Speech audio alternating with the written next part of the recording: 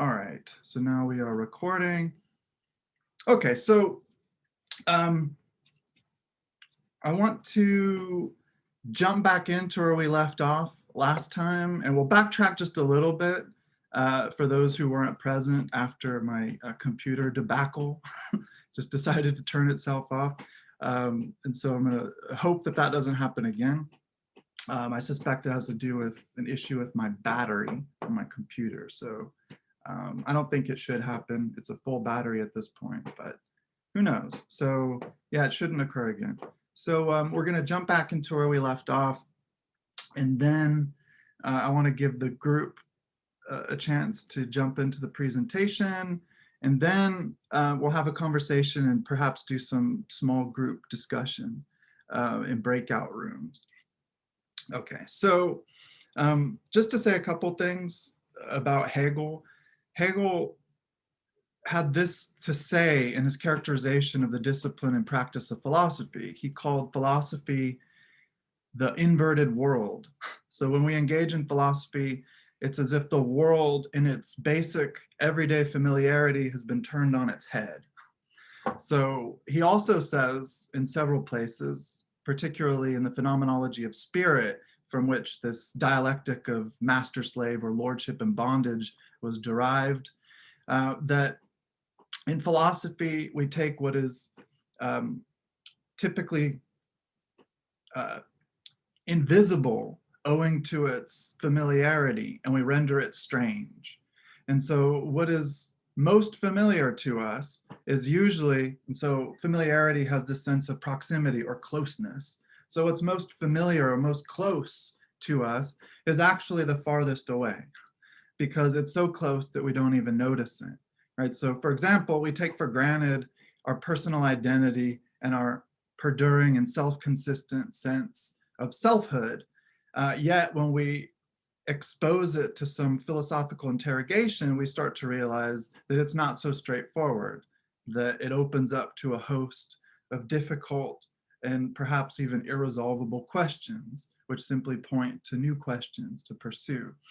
And so another example of that, and so in the phenomenology of spirit, which of course I'm not having you guys read, this is the text, he goes from the very beginning of what we usually understand to be the most concrete, our immediate sense experience of the world, my sensory engagement with the objects and phenomena by which I'm surrounded. So he begins there and then develops this all the way through the advent of self-consciousness until we arrive at the fully satisfied historical self-consciousness of spirit, or Geist. And so that's what, as Russin paraphrases and quotes Hegel as saying, is the I that is a we and the we that is an I.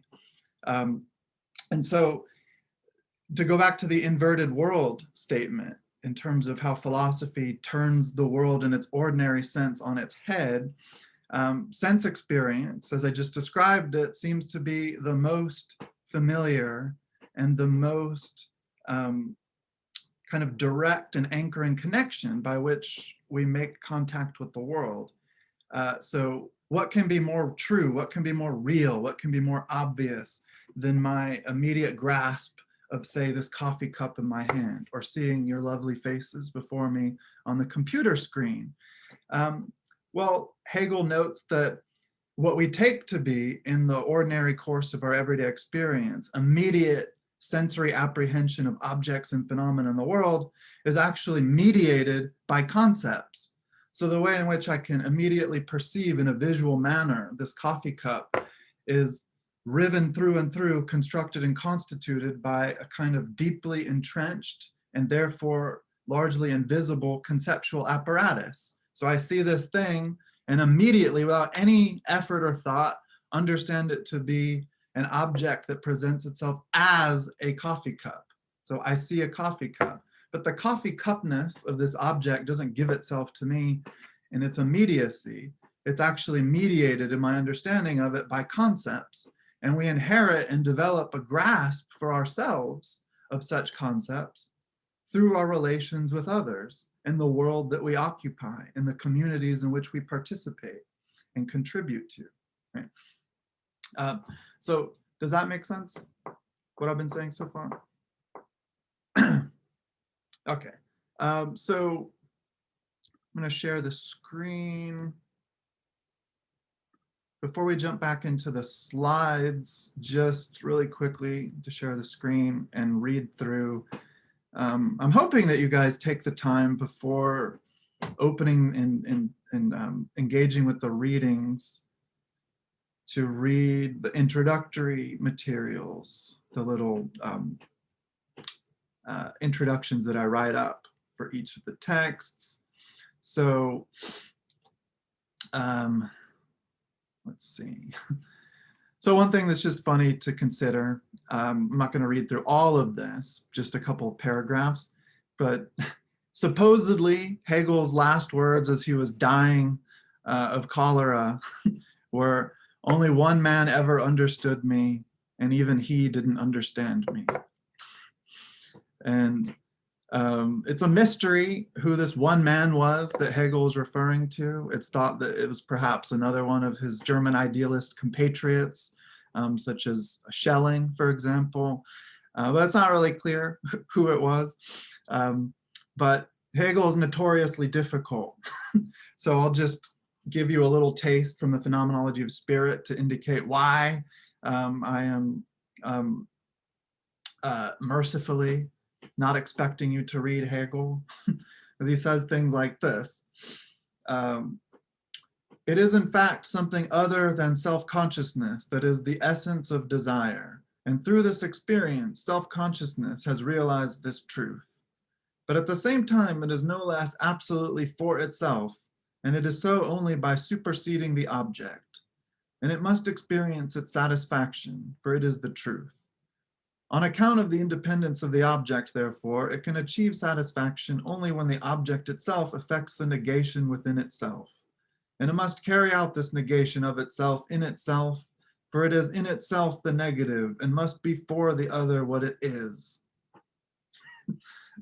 So I'm not going to go on, but you can imagine reading, 700 pages of dense writing like that, and that gives you a small sense of what it's like to read Hegel. But this is what's important for our discussion. So Hegel rejects Descartes' assumption of subjectivity as metaphysically prior. So remember, it's from Descartes we got this robust notion of the subject or of subjectivity as opposed conceptually to the object or objectivity that emerged in early modernity. So we're talking about the 17th century. And that was not a conceptual opposition or pairing, that is subject and object, that existed before this period. So it was thematically worked out at this determinate historical moment. So in the subsequent century, that is the 1800s, the 19th century, Hegel comes about. Hegel rejects Descartes' assumption of subjectivity as metaphysically prior. So remember, for Descartes, the subject is prior to any acquisition of knowledge or understanding of the world. So before you can know that this coffee cup is a real thing, standing as an object for my consciousness, that is my subjectivity, you have to know that you as subject, as conscious subject, exist. And that's where the cogito comes in. I think, therefore I am.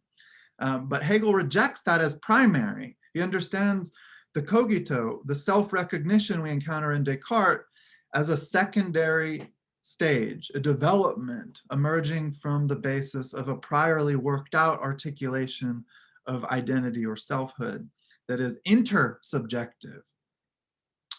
So he rejects this foundation in favor of an intersubjective dialectical structure, which paradoxically every person's, or in which paradoxically every person's independence is actually dependent on others. So our independence, so that kind of solipsism that we see as the result of the second meditation, where you can only be certain of your own existence, independent existence. That understanding, that self-apprehension is in fact dependent on others, according to Hegel. So in other words, what we've been calling personal identity over the past few weeks is better defined as interpersonal identity. we tend to think of the self or identity in our society as some primordial core of self-sameness that exists prior to and remains largely unchanged by any and every relation to an other. So there is myself and there are others. Others can influence me, but I am free to remain largely in an ontological sense in terms of what I am in my existence, impervious to that influence. But Hegel is denying that. So on the contrary, Hegel argues that your basic consciousness of self, of what Descartes named your subjectivity, is actually grounded in a broader field of intersubjectivity. And this is what he calls spirit, which is a translation of the German Geist, from which, as you might suspect, in English we have a word like ghost, right? But Geist is also, depending on the context, translated as mind rather than spirit. So then the spirit, which is the I that becomes we and the we that becomes I, is this sort of historical, but in an important sense, trans-historical collective or communal consciousness in which we find ourselves as singular individuals reflected or given back to ourselves. Okay, so that's all I'm going to say about that. And then I want to turn your attention in the John Russin reading to pages 110 and 111. And so we're going to jump back into our discussion of the lordship and bondage dialectic, or the master-slave dialectic, just to ensure that it's clear what's going on there. And we'll make some connections from that to contemporary political and social reality. And so I'll ask you guys if you have any insights about that in terms specifically of the struggle for recognition, right? And so what importance does this concept of recognition and its essential role, as Hegel identifies it, in the constitution and perdurance and communication even of identity or selfhood? So the master-slave dialectic comes about beginning on page 110. So he says, let's see, this is that bottom paragraph. So he says, his descriptions of these experiences demonstrate the ways in which these strategies undermine themselves. So the strategies of a struggle to the death, right? Ultimately pointing to the conclusion that the inequality of recognition, so in the relation or relational structure between a master and a slave, a lord and a servant, it's obviously asymmetrical, right? It's a relation built on, defined by inequality. But he says, let's see, the inequality of recognition, one party trying to be acknowledged by the other in a way that is not met with an equal recognition by itself of that other, always and in principle produces an incoherent and unsatisfactory situation. So it is only in mutual reciprocal recognition that self-consciousness is satisfied. Here, self-consciousness does not strive to be independent of the other, but to be free with and through the other. So it's worth saying that again. Here, in a state of equal recognition, of equal relationality, self-consciousness does not strive to be independent of the other, but to be free with and through the other. And so other post-Hegelian, largely 20th century philosophers working within this kind of dialectical framework that Hegel exposed for us, make the point that what we call freedom, and misguidedly understand freedom in the sense of a static quality or property that we as entities hold, and sometimes activate when we're awake, for example, and sometimes not when we're asleep or something like that. So for example, I can say I am 6 feet tall, I'm wearing a gray shirt, I'm feeling a little tired today, and I'm free, right? It's just one quality among others that I ascribe to myself. And in the history of philosophy, including Descartes, we have tended to apply this kind of quality specifically to human beings. So human beings are the sort of beings that are free. But the notion of freedom that we find in Hegel is it's not a static property or quality that we possess that somehow attaches to our subject as substances, but it's an activity that we engage in. And when we engage in freedom, we are freeing ourselves, and that presupposes, given the sense of the necessary import of an equality of recognition in relational structures, we have to then, through our effort of freeing ourselves, free others, right? So think of the civil rights movement in the 20th century, in accordance with which individuals make the case that if anyone in this world is oppressed and not free, well, that undermines freedom writ large. That undermines freedom or equality as a whole. And so that's why in the struggle for recognition, we have to struggle to free ourselves up to be the sort of beings that we are. But it turns out the sort of beings that we are is, and this is something that we can pull out of the story that Ursula Le Guin shares with us. We are, you might say, in terms of the unity of ourselves, of our identities even, fragmentary wholes.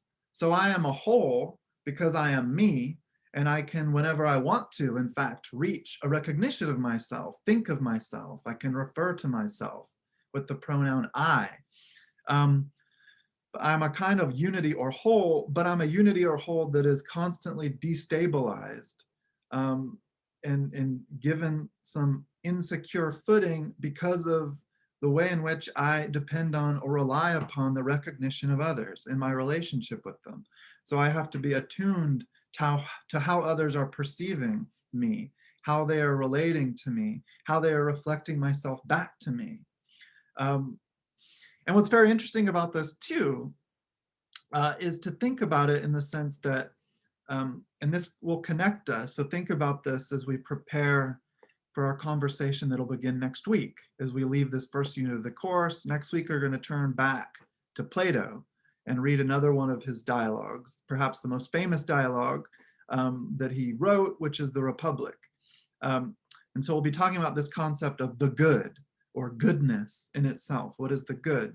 But to bring that into a significant connection to Hegel, whenever you recognize the good in someone, if you're relating to someone, when you recognize the good in that person, when you see the good in that person, that good that you perceive necessarily reflects back to yourself in such a way that you participate in it.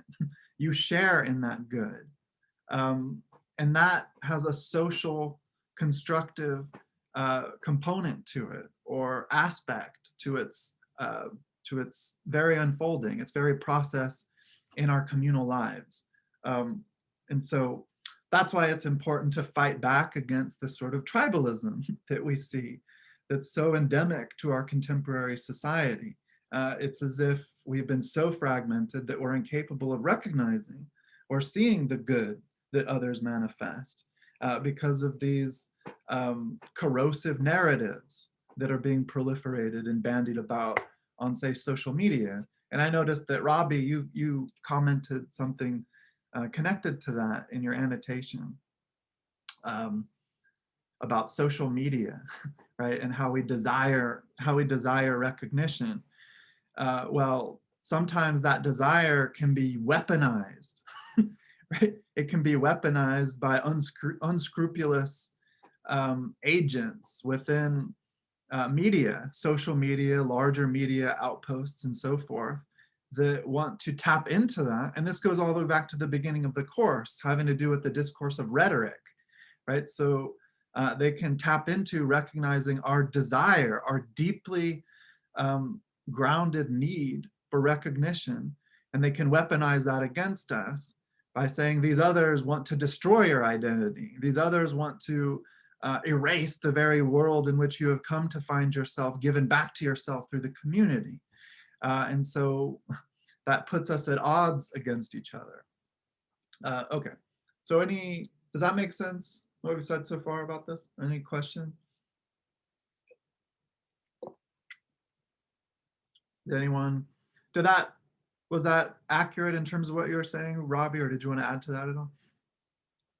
No, that's pretty much what I was intending when I said it. Yeah, so all right, cool, let me jump back into the slides again, because this is really complex, and the vocabulary is obviously quite foreign and forbidding. So we need to take a little bit of time to unpack this stuff. So I'm going to return to the slide that I left us with and then work through that again for those who weren't with us at the end because of my unfortunate computer breakdown. Okay.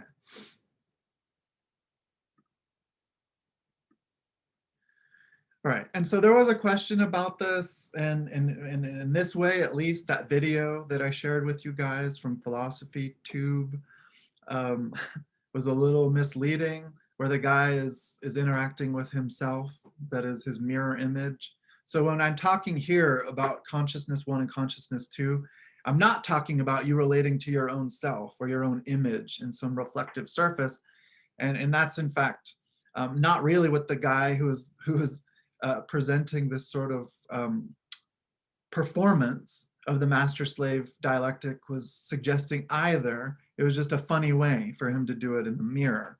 But you should imagine these are separate individuals, their own unique, that is discrete self-consciousnesses. So you're a self-consciousness, there's another self-consciousness you encounter, right? And Hegel's point here is, as self-consciousnesses before the dialectic unfolds, we are like Cartesian egos. And in that sense, understanding self-consciousness in this way, according to Hegel, we're dealing with abstractions. So when we're talking about self-consciousness 1 or consciousness 1 and consciousness 2, Hegel sometimes uses not just consciousness, but self-consciousness. But that's a little slippage in his approach and his language. It's not exactly the same. The self-consciousness that you are as a little Cartesian ego, a bubble insulated from other egos, you are an abstract self-consciousness, like the idea of the immediacy of sense experience without concepts. It's an abstraction. So we don't know this as a coffee cup, besides it just being some material thing. And notice too, even that language is inaccurate if we understand it in terms of an immediate sense experience, because the very idea of a material or physical thing is conceptual too.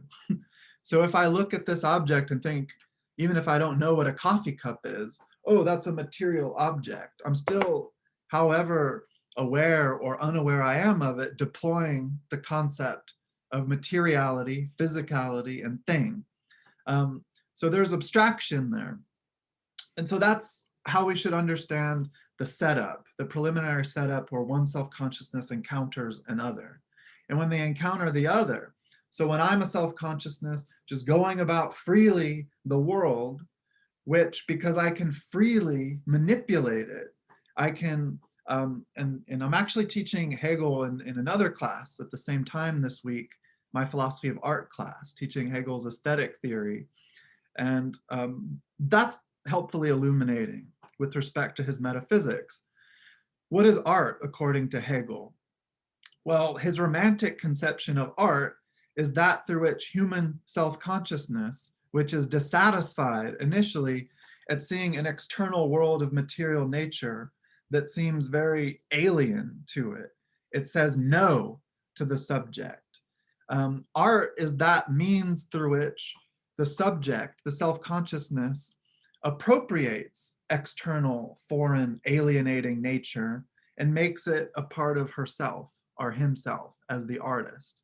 So think about if you are walking around, you've got a nice path laid before you, you're moving freely forward, suddenly there's a boulder in your way, this huge rock. The rock stands forth to your visual awareness as a great big no. It says, you cannot go past me, right? I am in your way. It is resisting the desire that you essentially are as consciousness to progress in a forward manner. The rock tells you no. So the rock, you are you. The rock is basically at this point a pure negation. In other words, a not you. So there is you, and then there's the not you of the rock. Well, as an artist, what can you do? You can bust out your chisel and your hammer, and you can go to work on that rock and end up with a beautiful representation of, say, a horse or another human being, right? Or something like that. In other words, you can produce a sculpture. Now what happens? It's no longer some meaningless, threatening, negatory, external thing, which is standing forth as a not you, because you have somehow made it a part of you. Now you see yourself reflected in that rock because you have given it your subjectivity. And there's something about you that has changed too, because you have learned how to manipulate through your own powers that make up your own being in the world. You've learned how to manipulate this physical thing. And so in the dialectical exchange, your relation to the stone, your relation to this otherness, you have made that otherness more like you, and you have changed yourself in virtue of that transformation. Right? So does that make sense? So even when we relate to objects, that is non-sentient beings in the world, there's a kind of dialectical interplay. Okay, so to go back to this dialectical story. So remember, when you see this other, the other stands forth as a not you, resisting any power. So the stone, you could, chisel it.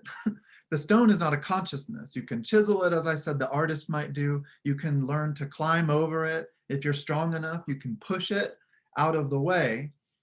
And you can overcome it in that manner.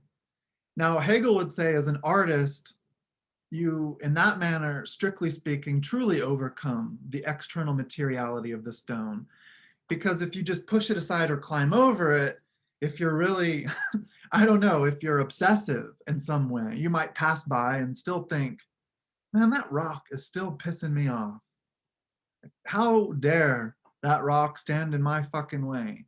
I know I moved it, but it's still there, bothering me. But the artist has transformed it, right? The artist has made it not a rock. It's somehow now an affirmation of their very identity. But a human person in any way is not in that manner. So you could just push the rock away, climb over it, and forget about it if you're not particularly obsessive or desire to really control things at the minute level.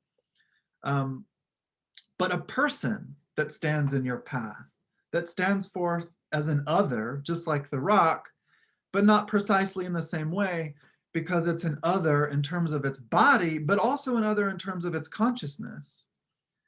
And the rock's body is what resists you, and you can push that aside. But if another consciousness stands in my path, and they're just it's not just that they're a dumb lump of flesh, that like the dumb lump of stone is obstructing my path, they're actually a consciousness that is willing that I do not pass them. So that can be expressed through language, right? So the other might tell me, no, you're not getting through here. But let's say I resist and I grab them by the shirt and throw them aside. I have somehow overcome the material obstacle, but notice it wasn't really the materiality, like in the case of the rock, that was opposing me. It was their consciousness expressed in the no, articulated either in language, giving expression to the will, or in nonverbal body language, gestures, just the sort of threatening posture that another person can take on, right? So this other person says no to you, and you say yes, but in terms of that person's identity as a being for itself, you are saying no to them. So an impasse occurs. And so consciousness one, let's say that's you. You say, I will dominate you. Your being is being for an other. So the only reason you exist is for me. I'm going to show you, as Russin says, I'll show you. Like, you think you can deny me? You think you can resist or threaten me? I will show you that I am the master. My will is ultimately superior. And so you, as the other consciousness, let's say you're like, yeah, I think that I am everything and you are nothing. I ultimately, as pure desire, wish for my will to be in an unfettered way expressed in my navigation of the world. And I want that will to be recognized by you. But I also note that even though my consciousness and will therein is not reducible to my body, I'm also smart enough to recognize that without my body, there is no consciousness. So maybe I'm deciding now I'm not a fighter, I'm a lover. And I'll just say, all right, man, fine. You're the best. You're the greatest. I exist for you. I'll do what you want. Just don't kill me because I value my life. I would rather go on living, even if that means I have to subordinate my desires and my will to your ends and purposes. So now, when this arrangement is made between the master and the slave, the lord and the bondsman, the master has immediate control over the slave's body, whether through the physical force that's actually exerted, or, as is more sustainable and more probable, the threat of physical force. So even if the so-called master never lays a hand on the so-called slave, the master always wields, even if implicitly, the power of coercion. So the slave knows, I'm okay now, my body isn't being harmed, but if I ever say no, if I ever return us to that original confrontation, well, I could be killed, right? The master might very well smash me into non-being. Therefore, the master has this immediate control over the slave's body. And by controlling the slave's body through threats, the master is able to exercise mediated, that is, through a sort of process, mediated control or mediate control over the slave's consciousness. So that's what happens when you control or manipulate, you coerce others by the force of threats. You are not actually, of course, sticking your proverbial sort of fingers into their brain, right? But it's mediated through the threat of violence to their body. And that threat extends into their consciousness and thus controls their will in that manner. And then here's where it continues, this mediation, this process. Through this mediation, the master exercises control over external nature and its goods. So if I'm the master, you're the slave, I tell you, I'm hungry, I want dinner, go out there, kill a chicken, you know, do whatever it is that you have to do, pluck the chicken, cut the head off, get rid of the nasty organs, cook it, and all of that. Make me a nice salad that you put together by the greens in the field that I'm compelling you to work. Make me a dinner, bring it to me, pour me some wine, and then get the hell out of here. So through my immediate control of the slave's body, and thus the mediated control of the slave's consciousness, I'm exerting control over nature, right? But not in a direct sense. In other words, not immediately.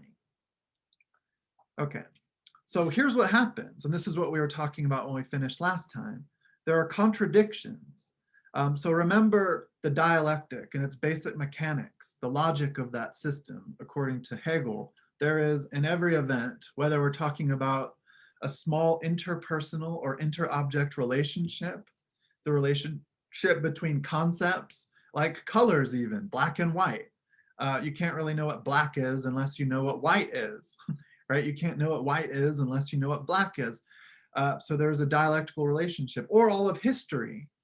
So this logic that runs through everything begins with a thesis, and then it's opposed by an antithesis, and then because of that fruitful opposition, some new state of reality, a synthesis emerges.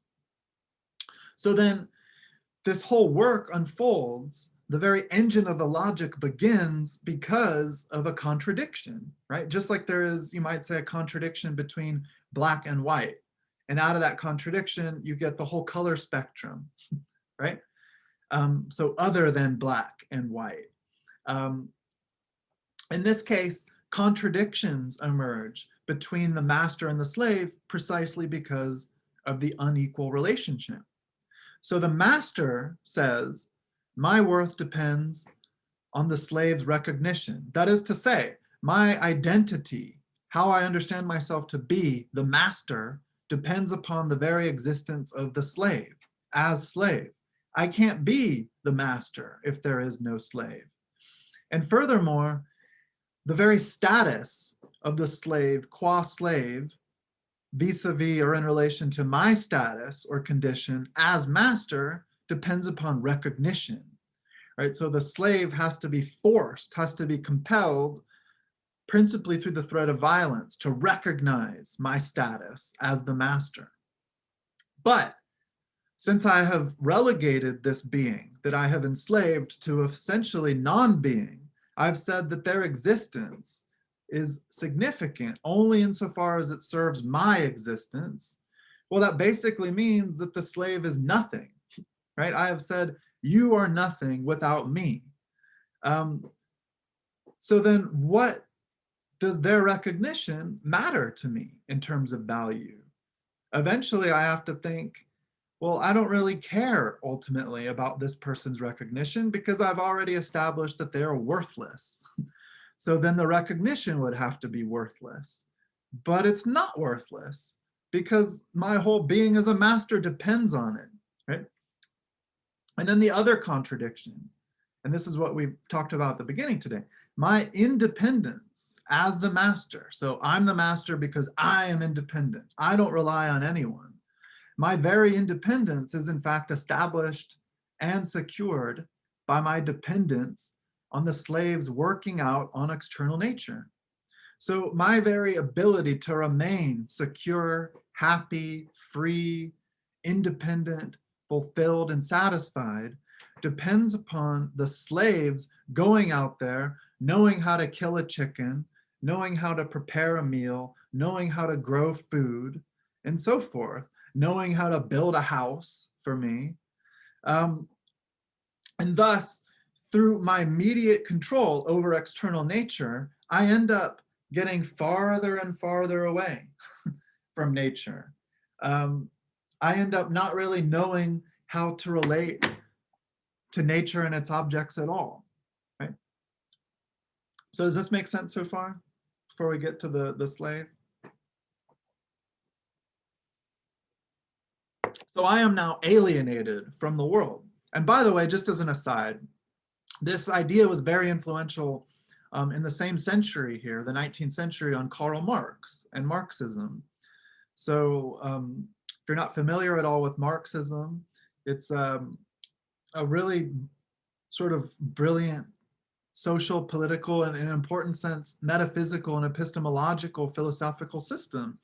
And there's a series of discourses that were posthumously published, so after Marx's death, called the 1844 manuscripts, where he talks about the effect in capitalism of alienation. So this concept of alienation is really important, considering how influential Marxism and socialism, communism have been on the world. So what is it about capitalism that leads to alienation? Well, think about workers in, say, an Apple factory in China at an assembly line.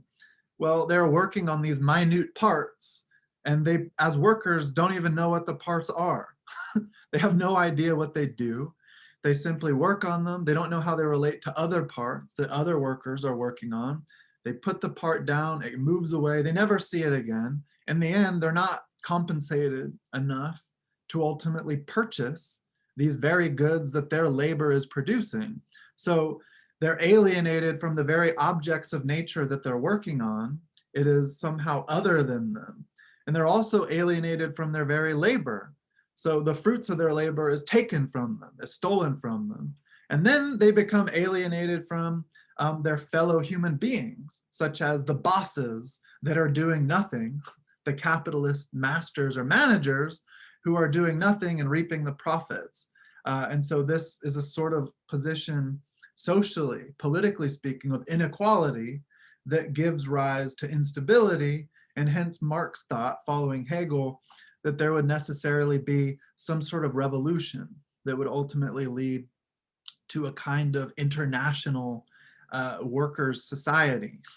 And that's what the international labor movement is all about, from which we actually enjoy things like, well, Labor Day, but better than that, 8-hour workdays, 40-hour work weeks, the idea that children can't be forced to labor, right? So all of that comes from Marx, arguably, and that comes from Hegel, right? So that's just a sort of long aside, but it's important and worth noting.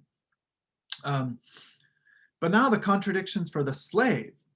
So the slave then says, I am nothing. That's what my status is. I only exist. My whole significance in reality is to serve the needs of the master.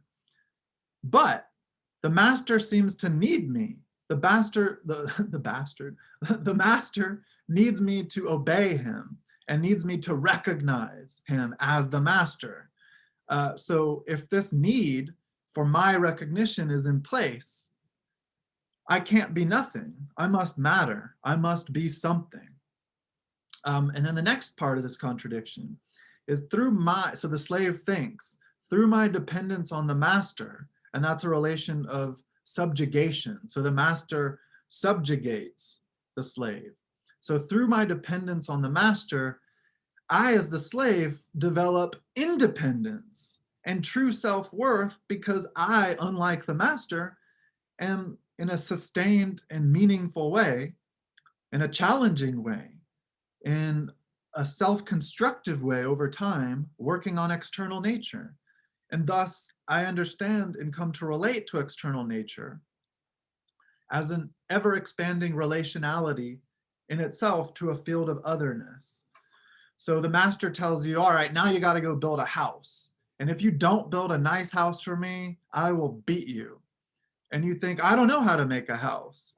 I'm scared. I know I have to do it. So you go out there and you learn, right? At first, the tree that you tear down resists you. You get injuries from it. You get calluses. You hate your life.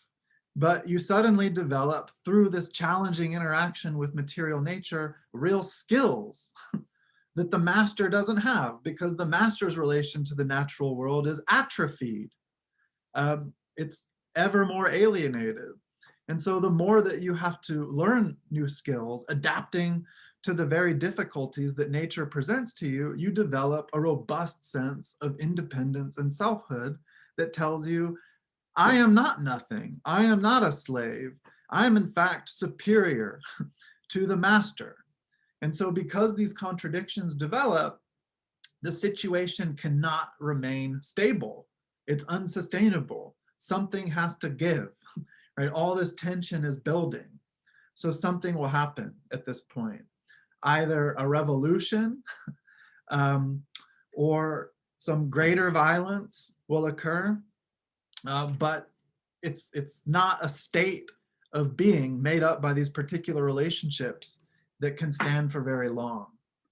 Okay, so does that make sense so far?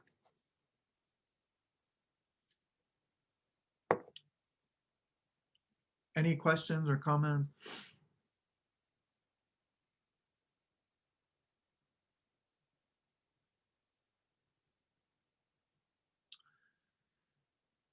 So this is a helpful, I think, diagram. And then I want to ask for your own thoughts, your own insights about this in terms of our contemporary social reality. But just to stay with this for a moment. So in this little salmon colored box, so you have the master or the Lord. This is consciousness that exists for itself. And consciousness that exists for itself, remember, is desire. So I'm conscious of a desire, And on the basis of that consciousness, my will exercises itself, and I can go about the world doing things that lead to the satisfaction of my desires. So this is a person who is essential, independent in relation, has desire for recognition from the other. This is why the master demands that the other recognizes their status as lord or master, and thus negates the slave, says that the slave is nothing.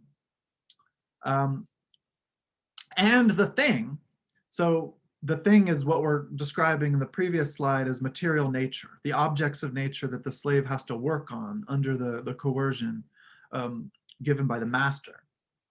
So I, as the master, negate the slave and the thing by exercising my freedom and absolute power.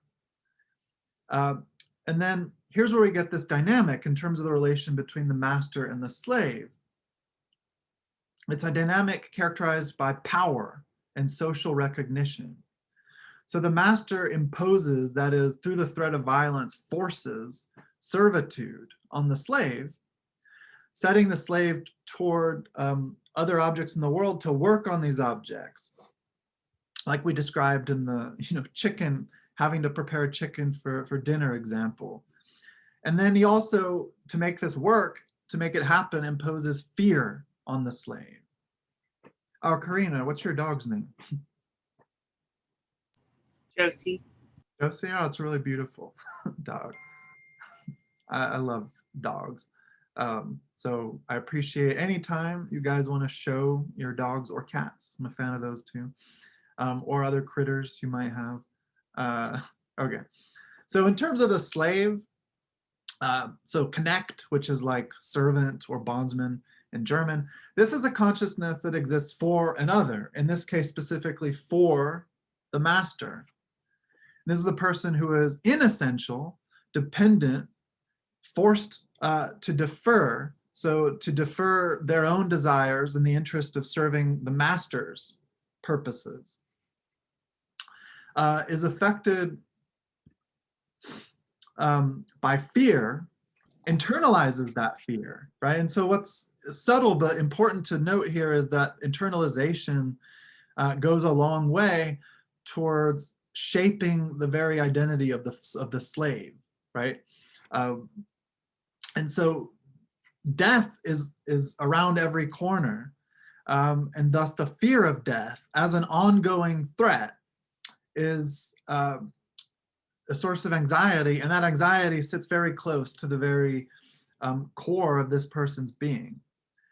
And so the slave, though, develops through the process of work, develops selfhood, identity, shaping the thing, so the chicken or the crops in the field or the wood to make the house that the master demands.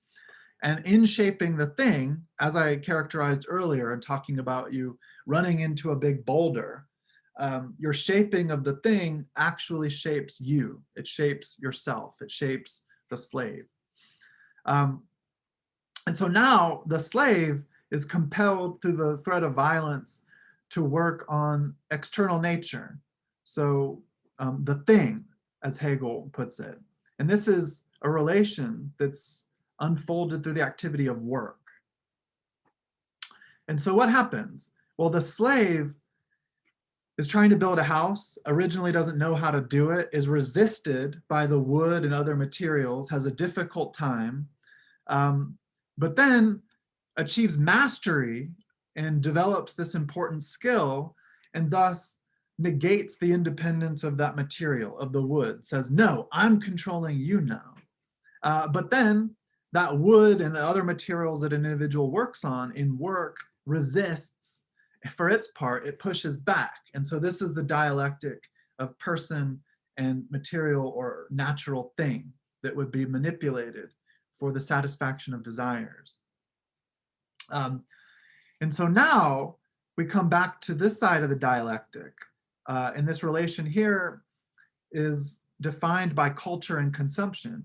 So the master, after the slave builds the house, prepares the chicken dinner, the master enjoys the thing by consuming it. But he also thereby attains some recognition from the slave who works. By giving the master the chicken dinner, the slave says, all right, I am doing everything I do for you again. But the more this keeps going, the more unstable and unsustainable this entire dialectical interplay is, insofar as it's predicated on inequality. Okay, does that make sense?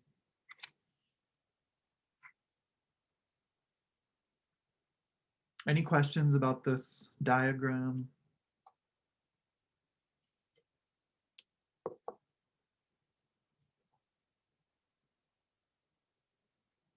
All right. So now I want to make a couple of connections, though, before I ask you some questions on Angela Davis. So Angela Davis is, she's written a number of books. She's a kind of Marxian activist. She's written a number of books, most famously on prison reform. But in some lectures that she delivered on recognition and Hegel, she appeals to Frederick Douglass's narrative of the life of a slave. And if has anyone read Frederick Douglass's autobiography on his experience as a slave? Has anybody read that? So Frederick Douglass was the guy that several years ago, famously now, Trump said he's doing a great job. He's getting recognized more and more for the great job, seemingly not knowing that Frederick Douglass had long been dead.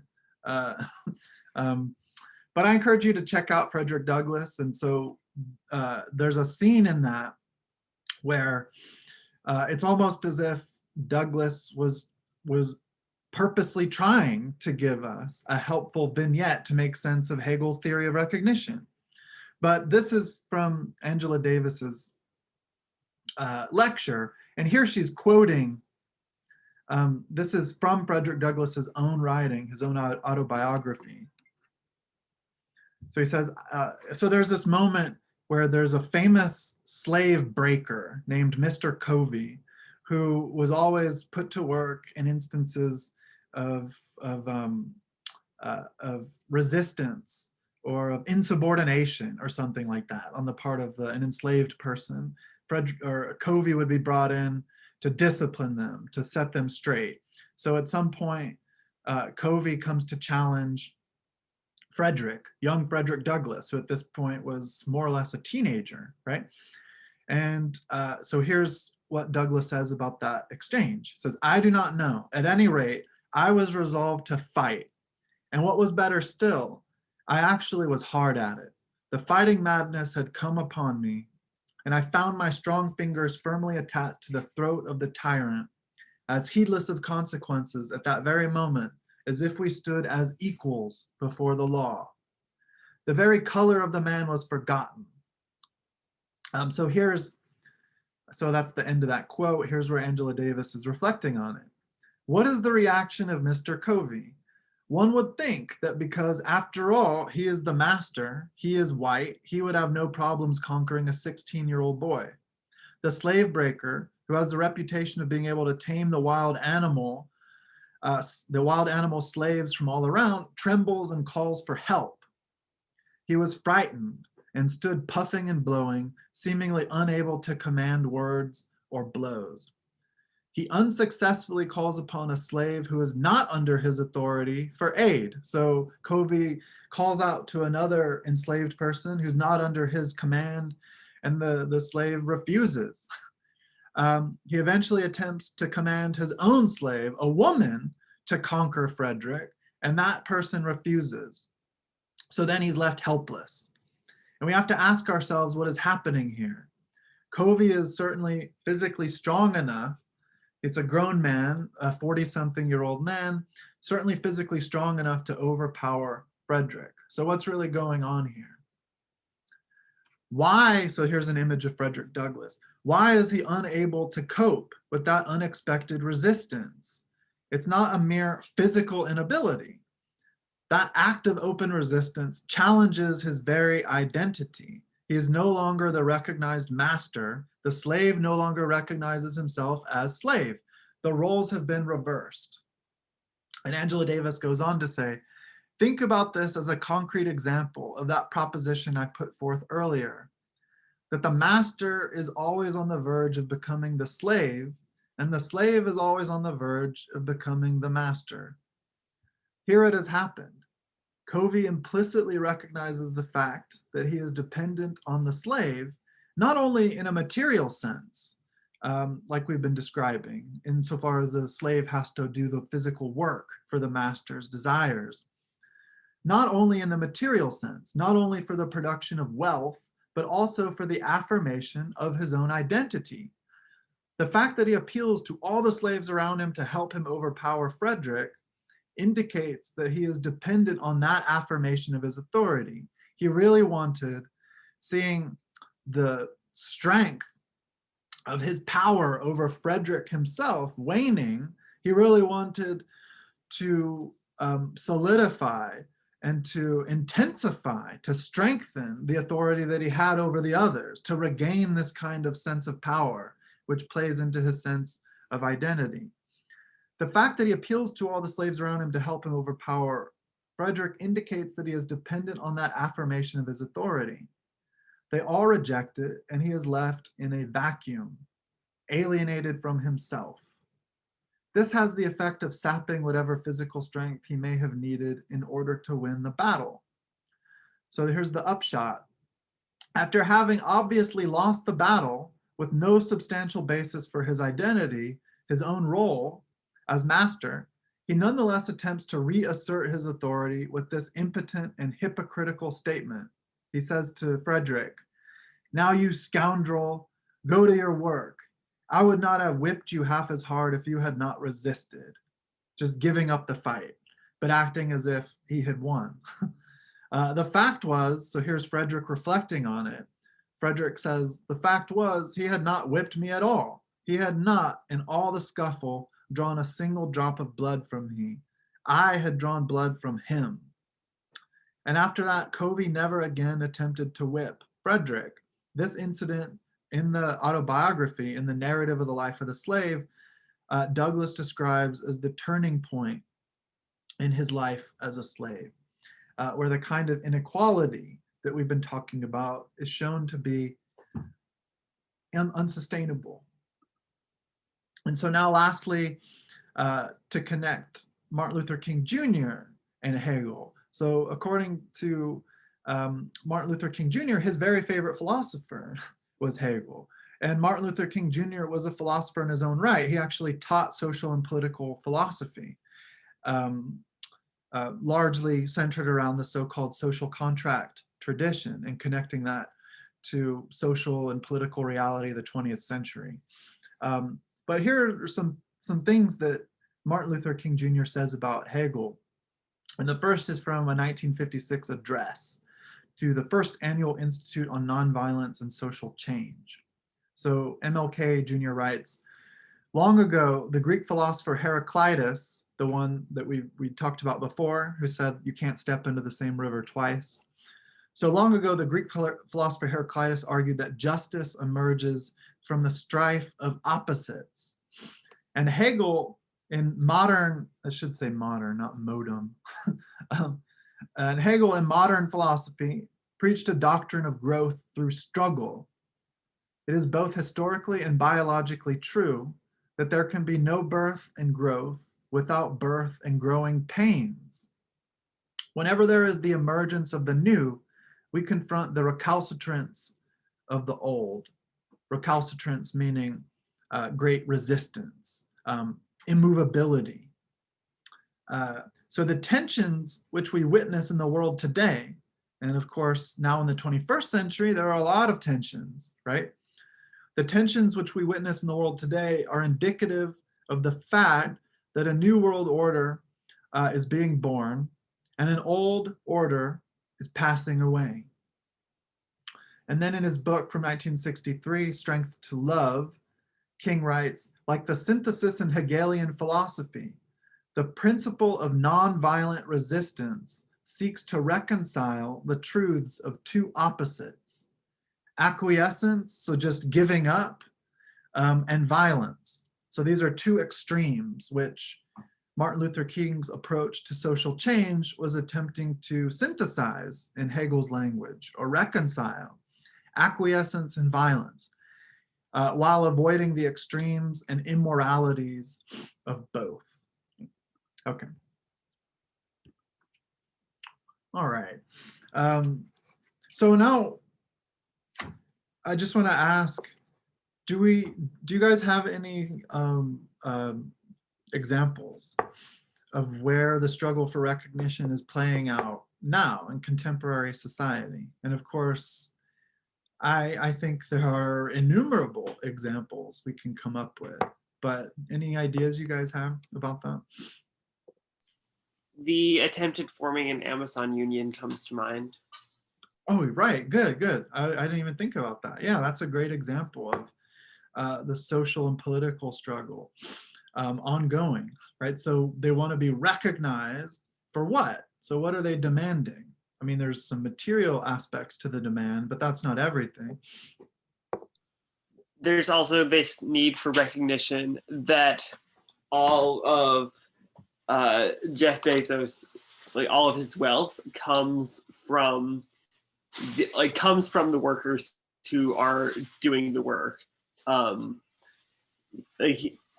It's all of these like thousands of people who are working in those warehouses that like make him able to get that much money, and so there's a dependence there that needs to be acknowledged.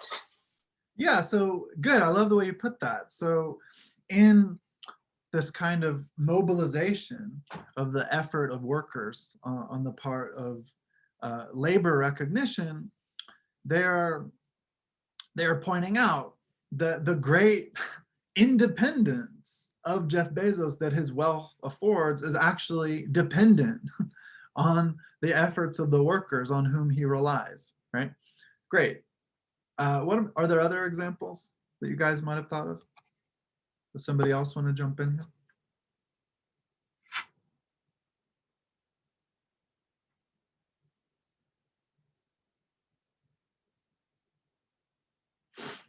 So here we're really talking about, although the terms we're using have been couched in the language of the labor movement, we're talking about social justice, right? So what other aspects of social justice in this kind of ongoing struggle do we encounter in meaningful ways in today's discourse in our kind of media landscape?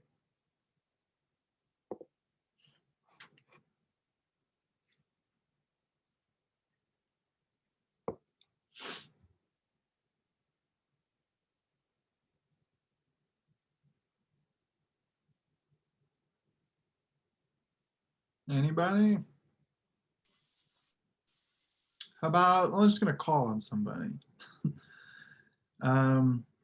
Let's see. I don't want to call on any of our presenters because I want to give some others a chance to talk. But let's see, what about Jody? So what do you think? Did anything come to mind about examples of this kind of struggle for equality? Contemporary examples? Are you there? No? Okay. We can talk about Black Lives Matter or struggles for like queer rights or women's rights. There's a lot of stuff there. Yeah, I mean, it seems like pretty easy, right? There's so much going on. What exactly is at play in the essential reason behind the very movement that has the moniker or the title Black Lives Matter? I mean, that very name is expressive of this demand for recognition. Right? They're basically saying, functionally, in terms of social and material reality, Black lives have not seemed to matter. So we are emphatically stating that they do, and we're demanding that that be recognized in an obvious way, in a meaningful way, by reworking or dismantling even the problematic institutions which in an intergenerational kind of unfolding have sustained these unequal conditions. And then when it comes to trans rights as well, as Karina mentioned, trans persons want to be recognized as trans, or as whatever identity. And this is expressed through the use and central significance for people's lives and self-understanding of things like pronouns, right? The idea that others are simply going to use whatever pronouns they're comfortable with to refer to individuals within their social sphere is a powerful expression of non-recognition. Like, I'm not going to recognize you in the way that you are presenting yourself as demanding to be understood. That is the way in which you are self-presenting. I am instead going to represent you with my own preferred language, thereby not seeing you as what you are, right? There's this thing I've heard before about the word respect and how sometimes it's used to describe treating someone as an authority and as a higher up, and other times we use it to describe treating someone just like a person and just recognizing their own existence. And so it's pronouns are a thing of just like respecting, like acknowledging, like, yes, you do exist and I'm going to respect you for that. And like, it doesn't matter whether or not you understand it, because it's still just a respect thing. And there is there's nothing that's going to harm you out of just using someone else's pronouns. So it's just a recognition of someone else's existence. Yeah, so can anyone speak about how that relates to this idea of ontological security that Russin mentions at the beginning of that essay, drawing from Lang, the psychiatrist that he works with, or anti-psychiatrist, you might say. So what is ontological security? And how does the kind of recognition that Karina was describing relate to that?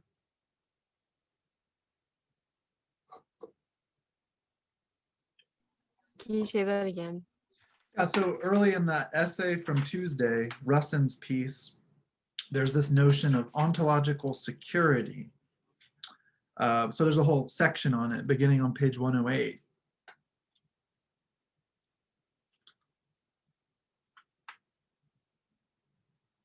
So for example, in the second paragraph, under the heading ontological security, Russin writes, by ontological security, Lang literally means assurance that I am real.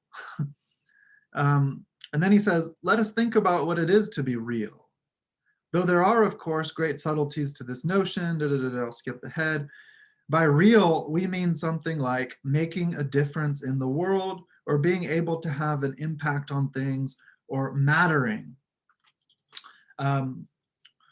So how does that, you think, connect to this notion of recognition that we've been talking about today in relation to things like social justice?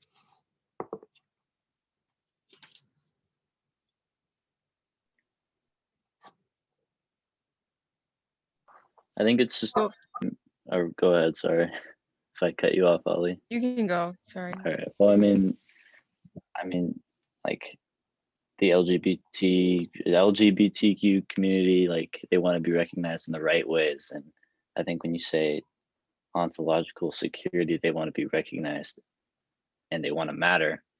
And to some people they don't. And that's what I was trying to be fixed. Yeah, good. So they want to matter, and not just in any way whose terms are set by the dominant voices of society. Mm-hmm. And they want to be perceived in the right ways too. Yeah, they want to matter as the beings that they take themselves to be, as the beings that they are. So imagine, I mean, this is an exaggeration, of course, but imagine how maddening it would be. It might be funny at first, but imagine how maddening it would be if you move to a new community and everyone relates to you as if you're a raccoon and not a human being. So they're like, when you come around, oh, get that raccoon out of here, it's gonna dig in our trash. That's exactly what my life is like, actually. like you're being perceived like you exist in some way because they're responding to your presence, but you're not being recognized as what you are, right? So that's precisely the interest of those who are through social movements demanding recognition, not just in terms of a generic interpretation of being, but an equal, like a conversational, right? A dialogical, mutual confirmation of the very beings that we are, right? And so, in terms of interpersonal relationships too, we can talk about this, Hegel's theory of inequality. So think about abusive relationships, right? Where one in the relationship, typically the male, but not always, in certain relationships will use coercion, the threat of violence, if not physical, then psychological, to control the being of the other in the relationship. And that exertion of control or manipulation serves through the mechanism of internalization to shape the very sense of self of that person. So you end up having in these unequal relationships, women who are abused, for example, or children who are abused who think that they're nothing or that they're meaningless, and that the only recognition that they get is through the expression of abuse or violence. So sometimes they might even stick around, and people have a hard time breaking free of these kinds of unequal conditions or situations because their very sense of self has over time been constituted in such a way on the basis of inequality that results in a kind of pathological relation, not only to the other, but even to oneself. Okay. So yeah, any other comments or questions about that? All right, so why don't we then get going? Let's just jump right into the presentation and start talking about 9 Lives. So Ursula Le Guin's short story with the time that we have left. And so, yeah, presenters, you guys can go ahead and let me know if you're going to use any media, if I need to share my host status with you. Yeah, we have a presentation sort of just for visual. So are you do you have that presentation? You want me to share that with the status with you? You can share with Ale or anyone in the group. Okay. We all should have the presentation. All right, so Ale, would you like me to Oh, give yeah, you? sure. I don't know how to do that though. I have to share my host status with you. Okay. Okay, now you should be able to share something for us. Okay. Oh, I see. I see.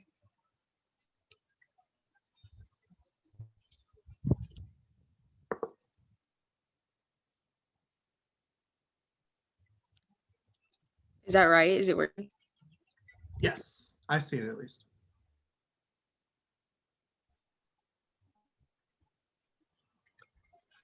Perfect.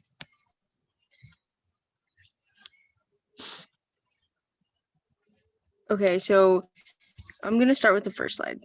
You guys, can everyone see it? Yeah. Yeah, I can see it. Want to Really cool picture. present? Okay, so I think our connection is between the 9 Lives story and the first reading, Recognition and Religious Narrative by John Richardson.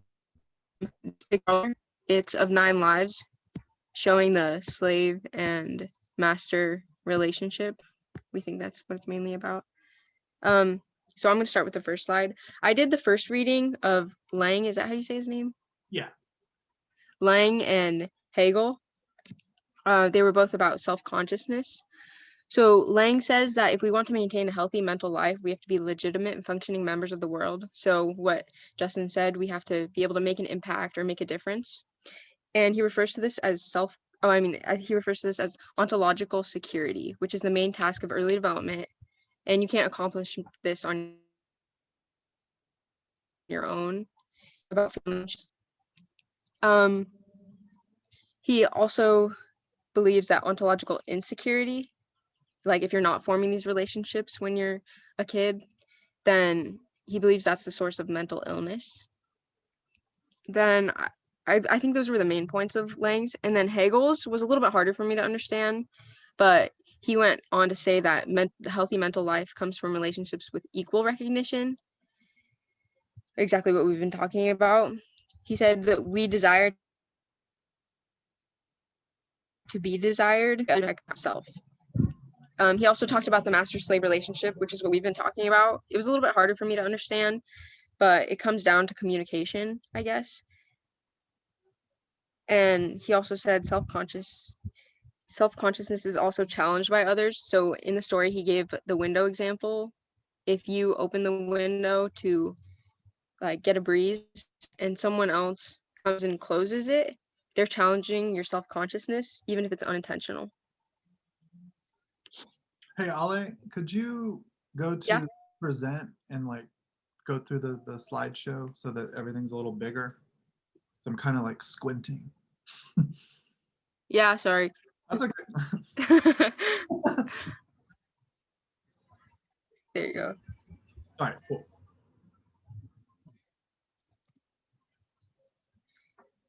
All right, so my name is Charles, and I was tasked with kind of talking about what Nine Lives was, and I also have some connections that I also made. So I assume you guys have mostly all read the story, but it's basically just there are two main characters, Martin and Pew, and they're on this like planet all alone, but clones get sent to them to help them with their mission. All these clones are the same people essentially. They all think alike and they share the same DNA, but all that changes when an earthquake happens and all of the clones but one dies, and the clone really just struggles with individuality and his own place in the world, essentially. And I mean, I found my first connection I kind of found to Hegel's reading was that Hegel says that, or shows that it's fundamental to our experience of desire that we desire to be recognized by others. And I found that kind of in Martin and Pew's relationship with the clones, because at first, when it was all a big group of 12 people, it seemed to me that Martin and Pew felt excluded and left out, and they seemed to want to be a part of the group, to like really be able to communicate with the others, which they weren't really able to. And I mean, this is also kind of reflected in when all the clones die and only one clone, Calf, survives, and he says he wants to die. Maybe this is because Calf no longer recognizes that he's really desired by his other friends or his other siblings, because they're all dead. Another connection that I found was kind of the slave master relationship to the story. And although I didn't see it at first, when I really looked at the cover of the book from the first slide, I have a picture of it. It kind of showed this image of like a master-slave relationship. So I kind of thought of it more.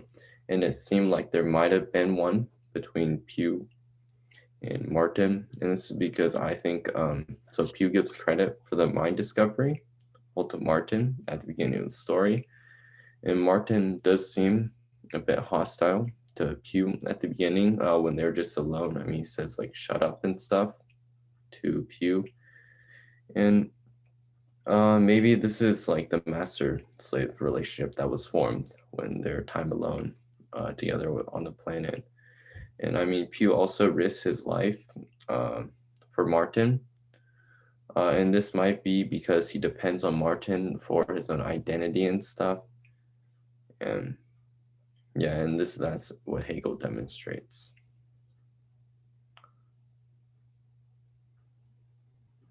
So that's my connection.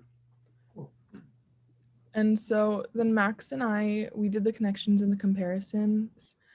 And we noticed that they talked about individuality and social connection in both of them, but they talked about them in very different ways. Russin, I felt like more focused on the idea of individuality and self-interpretation as a group and as how the world focuses together, where Gwyn was more about having individuals that were able to be self-reliant, but were also the same. Gwyn's society, there was no arguing, there was no like questioning power because they were all the same. Where Rustin's was like, we all need to be different to create that. So for individuality, a quote from Rustin was, "We need to accomplish a sense of ourselves as legitimate functioning members of the world in order to be able to effectively maintain a healthy lifestyle." Again, pointing out that like being different creates a more well-rounded society. Where Gwyn's story says, "Think of it to be oneself 10 times over, 9 seconds for every motion, 9 A's on every vote. It would be glorious." Again, showing the perspective of if everyone is the same, if everyone has the same thoughts, there will be no issues. And then with the quotes for self-connection, Rustin says, "Self-interpretation is the one we develop and can maintain only through the support of others because it is primarily others who define the real for us." And Gwyn says they worked with total efficiency. He was fascinated and frightened by their effectiveness, their confidence, and their independence. He was no use to them at all, a clone he thought might indeed be the first truly stable, self-reliant human. And I just thought that the two, like how different they talk about the same things was really interesting. And then Max has more to go on to that. Yeah. I said like I said like precisely this like independence that makes a collaboration and caring relationships between individuals all more meaningful. I said it's because I've seen it with the relationship between Martin and Pew towards like the end of the story, when Pew risked his own life to save Martin, not only by like out of fear like being alone, but like because of his genuine feelings of care, concern, and like love from Martin. I just kind of like take it back to like in real life, like you gotta like love and care for each other, even if sometimes it doesn't go to people's way. And Lang's focus, the other story, the focus on like the ways of self accomplishments and the relationships between individuals. But again, like a collective accomplishments of subconsciousness is also something that is like intact in like a social level too, like theories and methods of all like of everything. And just relationships and individualism is like, well, I think of it as like a team performance. Like I'm on a team right now, and that you have to bring people up, and you gotta make sure that if one person's doing something bad, you gotta make sure it doesn't bring any negativity on the team. And that's what I saw from both the stories. Like they ended up just working together from their point of perspectives, and they just bonded together. Cool. I'm happy, Max, that you used that example on the basis of your own experience of a team dynamic, right? So there are obviously individuals. Like what team are you on? Oh, I'm on the football team here. Yeah, so there are obviously individuals on a football team that each have their own particular role or function. Yeah. The team as a whole unit won't be successful if every one of those individuals isn't performing their role in the proper way. But then, of course, as an individual linesman or running back or receiver or whatever else, you can't really perform your role if it weren't for the others that are performing the role. And you can even take the dynamic opposition between the team as a unity to the other team. So you can't even be a team in this sort of athletic competitional sense if it weren't for the other, the opposition, right? So then your very identity as a team, as a unit, as a whole, with all the individuals together, is in fact dependent upon recognition of the other team, recognizing you as a team, right? So then what we're really getting out of this from both Le Guin and Russin, who's teaching us Hegel, is identity, true identity requires difference.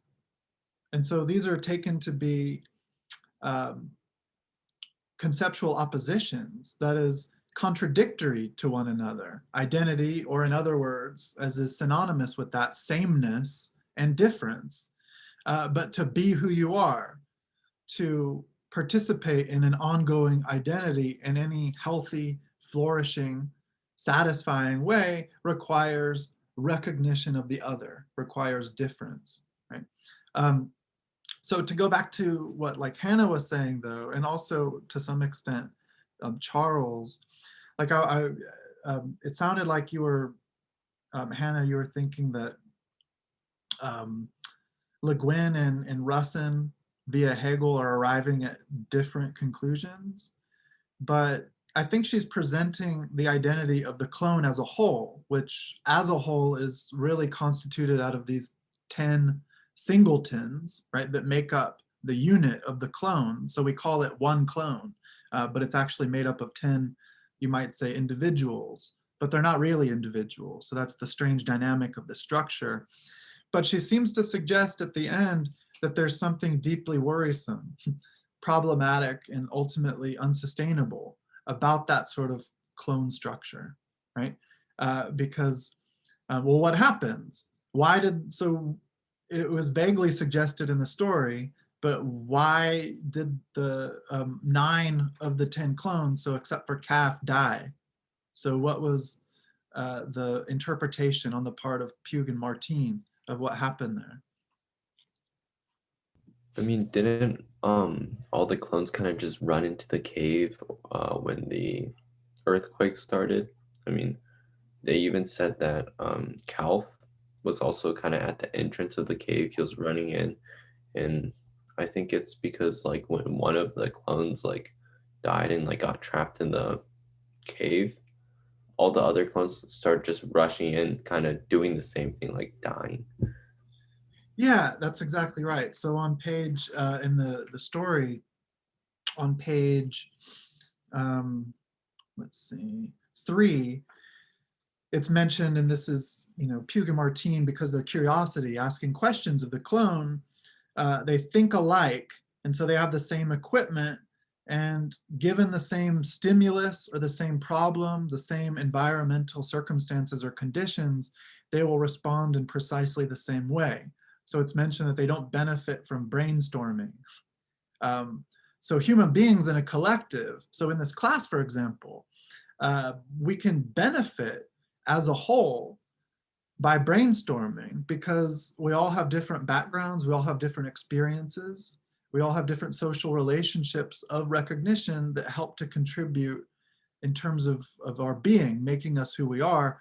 And thus we might pose different examples or efforts to explain something in quite a different way that could be surprising and insightful. But the clones couldn't do that, so they all responded to the same stimulation, external stimulus of the earthquake event in precisely the same way, this sort of immediate knee-jerk reaction, and that resulted in their almost entire death, the almost complete annihilation of the clone as a whole. And so what happens at the end is Calf, and this is how Le Guin uses the language on giving us these observations of the other characters, Calf is reduced to a kind of lost piece of a broken set, like a discarded puzzle piece, right? That seems to have no real independence, no self-consistency, no essential or singular meaning by which its own discrete presence can be defined and apprehended. So Calf is like the lost seed of a piece of a broken set. And the suggestion seems to be that that's all of us. So this is what I meant earlier when I was describing us by the lights of both Hegel and Le Guin as fragmentary wholes. We are identities, we are wholes in an important sense, but we are fragmented, we're incomplete. And to be fragmented means in our ongoing navigation of the world, which is made up largely by these social relations that we have with others, we are open. So there is like an opening, a window from ourselves to others. Okay, so let me take back my host status. So if you could stop sharing the screen there. All right. Do we all send you an email, all from the group? Yes, please. Okay, thanks. Wait, we were supposed to send an email after our group presentation. I didn't do. Oh yeah, I was gonna actually send you an email about that. It's not a huge deal. Yeah, if I don't get the email, I'll reach out to you about it. Like, yeah. So yeah, I'll send you an email. But so that information is provided in the syllabus. So you might have forgotten about it at a certain point after the beginning of the class. No one really looks at the syllabus anymore. So yeah, it's not a huge deal. But yeah, so the idea is just that every member of the group tells me in just a few sentences, nothing too involved, what it is that you contributed to the group. Okay. So yeah, there's some really important stuff to talk about. We're almost, and I'm going to let us out a little bit early, but since we didn't take a break today, but I wanted to share the screen just to show you, and it's unfortunate he isn't here, but I had some time this morning to check the annotations, and Michael Sacco said some interesting things about the habit of difference from Le Guin. Hold on a second.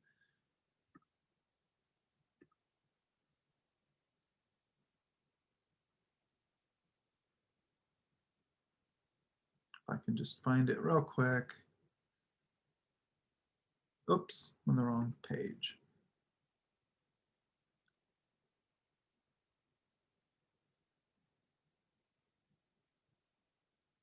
Okay. I found it. Here, I'll share the screen.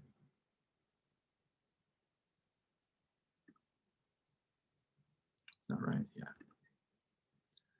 So Michael, who sadly isn't with us today, was annotating this part of the text. So Le Guin writes, last half year isolated as a team of two, oneself and one other. After that, it's even harder to meet a stranger, however welcome he may be. You're out of the habit of difference. So that's a really important line that I would like to emphasize in connection to Hegel's theory. You're out of the habit of difference. You've lost the touch. And so the fear revives, the primitive anxiety, the old dread, having to meet the other, right? There's a kind of dread, a kind of anxiety. But he writes, annotating it, this hit a little too close to home. With COVID being isolated or at least socially repressed for so long, there are moments where everyone has awkward instances of social interaction that could have been avoided if it weren't for the virus. So if you're isolated for a long time, and this is why, for example, it's considered a violation of human rights to keep people in solitary confinement for too long, you get out of the habit of difference. And although it's a habit, so we're used to leaving our house and seeing strangers every day, when we have to interact with that stranger, however extroverted you might understand yourself to be, there's, I would suggest, at least a liminal, even if you don't notice it, moment of dread, of having to respond to something unexpected, of having to be on the spot, having to show yourself, having to present yourself in a way that might very well be misinterpreted or something like that. So there's this difficulty that the clone, when it was a unit, when it was a tenfold piece, didn't experience. So the clone as a whole was, as it were, out of the habit of difference. And that's why it was so utterly traumatic for Kaf when he was left at the end as the only member of that clone, because as it's described towards the end of the story, when Kaf never responds to Martine and Pugh when they say things like, good night or good morning or how are you doing? He never responds. So he says, well, do you tell yourself good night? Do you tell yourself good night? And that's what it would be like for the members of the clone to say good night. It's already understood, right? So when Le Guin uses through the voice of the characters, the language of this clone being the first self-reliant entity, that's not necessarily a good thing, right? So that's what I want to point out here in an interpretation of the story, because we're not ultimately self-reliant. That's the philosophy that Le Guin is articulating through this story. We are these fragmentary wholes. And so it was a sort of unstable illusion of self-reliance. And so I don't know if you'll be able to see this. I'll try to show you. I drew just a little image of this, but I'll stop sharing the screen. So there's like a wheel of individuals. So that is a way to visually present or represent the status or identity of the clone as a whole. So you have these 10 individuals that make up a whole, and because they satisfy every need of the parts, as it were, that constitute the unity of the whole, there's no need to reach out beyond that towards some sort of difference, some otherness, which would bring, in terms of that kind of relationship, a source of anxiety or tension. So they're just sort of moving in a circle in terms of their discourse and in terms of their relationship. And then if you can see, on the other hand, what happens once that is fractured, this is the state of all of our being. We who are describable in terms of fragmentary wholes, we have to reach beyond ourselves, gesturing, so to speak, to use Le Guin's language, as we're reaching a hand out into the dark towards this otherness. And in our making ourselves vulnerable, in our putting ourselves out there, we need that given back to us, right? And that's a kind of often painful and disturbing instability, but it's that by which we're only, as humans, as the kind of self-consciousness that we are, by the lights of Hegel's metaphysics, that's the only opportunity for us to achieve some kind of satisfaction as we deploy ourselves into the world as pure desire at that beginning stage of self-consciousness. Okay, so are there any final comments or questions about that? Anything we didn't touch on that you guys would like to share? No. Okay, but you guys did a good job with the presentation today. I appreciate that. Nice work. And next week, we are transitioning to the second unit of the course, where we will take up other metaphysical and epistemological questions outside of the problem of personal identity or selfhood. Although, as you'll see, we're not entirely leaving that behind. It will be important for our further conversations. So we're going to be reading and discussing Plato next week, as well as the great 20th century writer, Black American writer and philosopher, I would argue, James Baldwin. So we'll be reading his piece, Stranger in the Village, where he shares his experience of being the first and perhaps only Black man to ever step foot in this really small, obscure village in Switzerland. And so we're going to be thinking about that in connection to the problem of Plato's allegory of the cave, which some of you are probably familiar with already in some sense, which we'll talk about on Tuesday, and that's taken from Plato's most famous dialogue, The Republic. Okay, so I look forward to reading your midterm papers, which again are due this Sunday, so feel free to send me an email if you have questions about that or if there are any issues. And yeah, I'll see you guys on Tuesday, so have a good weekend. Thank you. See ya. Thank you.